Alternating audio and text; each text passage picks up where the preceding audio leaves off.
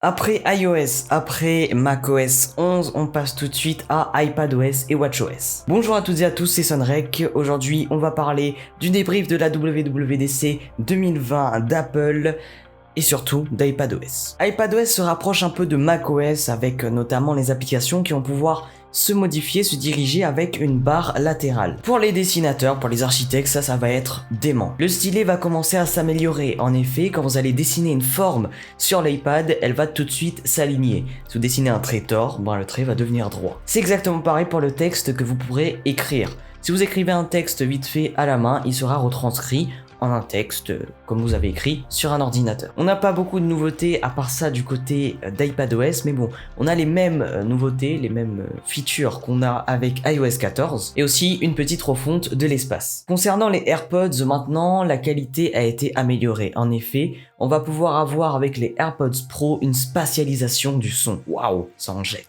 Cette spatialisation, c'est compliqué à dire, va vous permettre de vous immerger un peu plus dans ce que vous regardez, que ce soit un film ou un jeu vidéo.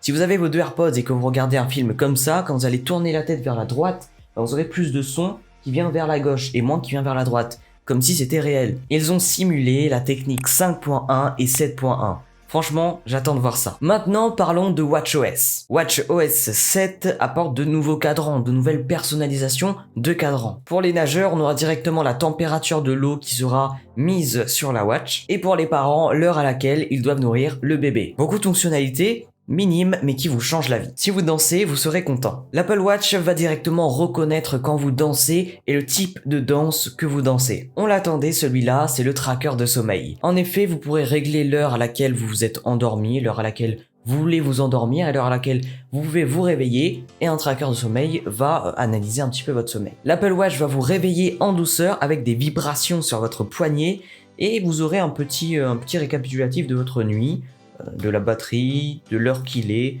il va vous dire bonjour. Et enfin, en ce moment, en période de crise, l'Apple Watch va vous permettre de vous laver les mains. Ça m'a bien fait rire, cette petite feature-là.